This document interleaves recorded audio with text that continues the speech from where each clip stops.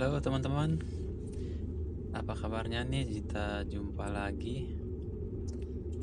Kali ini saya mau share video goes saya ya, yang menggunakan sepeda hybrid Polygon SG3 yang pernah saya review itu.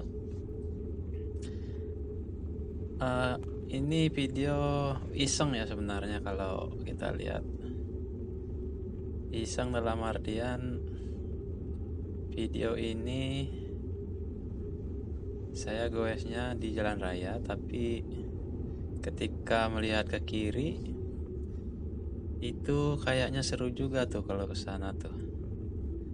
Jadi ini ceritanya sepeda hybrid yang nakal main ke jalan off-road. Oke, kita simak saja videonya, keseruannya gimana.